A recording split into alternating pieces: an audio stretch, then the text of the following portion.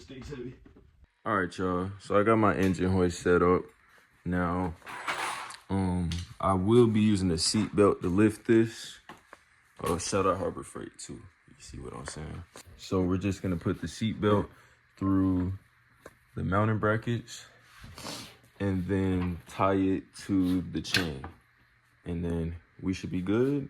I'm gonna disconnect the mounts, take the bell housing bolts off, and this thing can just pop out. So let's get it. All right, I'm about to pull the engine on this Chevy Cobalt. Let's get it. All right, y'all. As y'all see, we're almost there. All right, look, I'm underneath the car. So the exhaust bolt is right here. You see that nut right there? And then there's a nut on the side. That bottom nut, I'm not worried about that. It's gonna come out regardless as long as I take those two nuts off. All right, y'all, I finally got the exhaust manifold removed. Oh boy, this was hell. Holy crap, and one of the studs broke, but a win is a win. Anyways,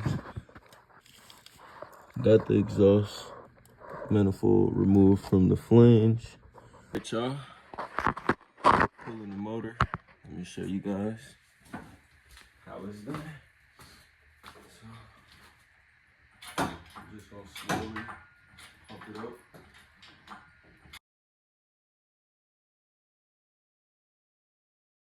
We got the motor pulled. I mean, it'll be nothing to just wiggle this thing up out of here. But yeah, got it pulled finally. All right, y'all, engine swap on the Cobalt. So now it's about time to actually pull this motor up out this engine bay. So all we're gonna do is slowly but surely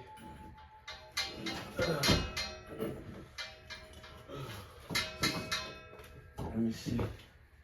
It's catching it. So this is under here catching it. And a good space.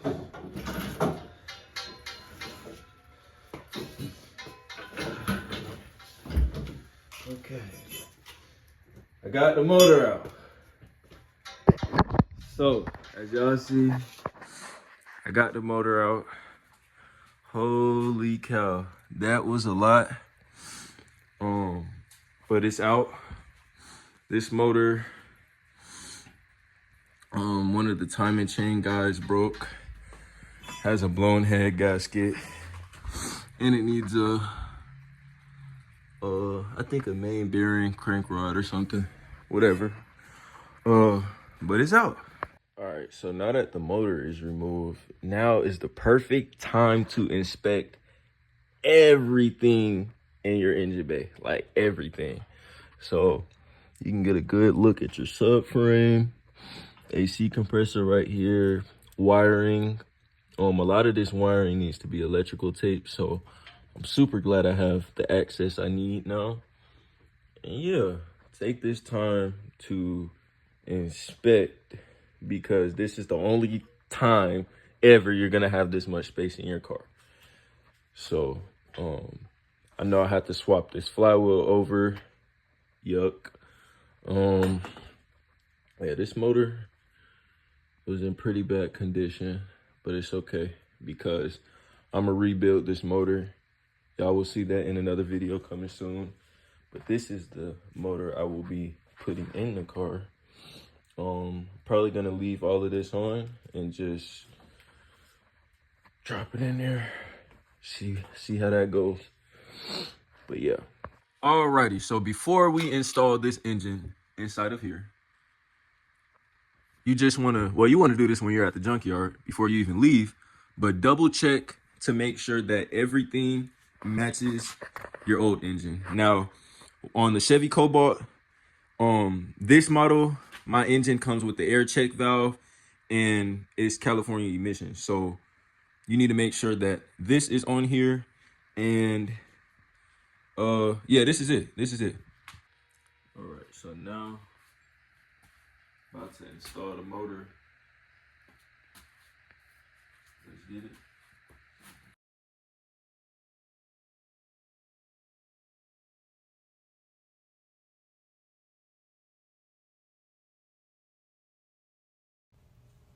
Kino DIY back in the building. Okay, so if you look in the back, we have 2 heater core hoses that need to be reconnected. So we're just gonna put this on, just like that. And the same with this hose, just like that. And then we have a coolant temperature sensor that goes right here. I don't know if y'all seen that, but it clicks into there.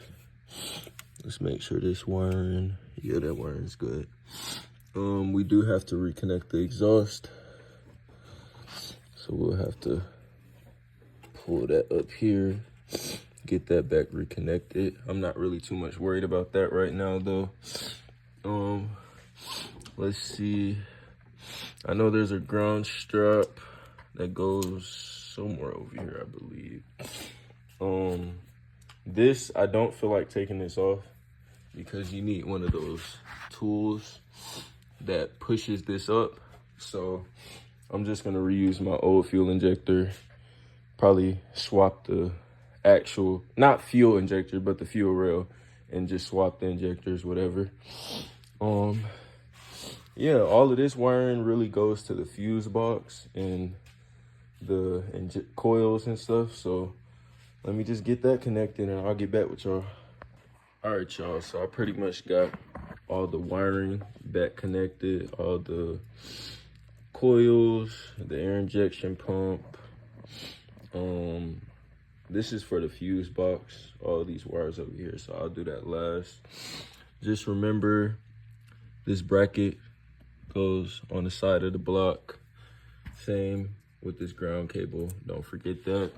You also have another ground cable underneath the intake near the AC compressor. It just bolts right there. I believe a 13 millimeter. Yeah, I'm putting the AC compressor in right now. And once I put the AC compressor in, I'm going to put that alternator in, put the belt back on, and then I have to put this crank pulley back on.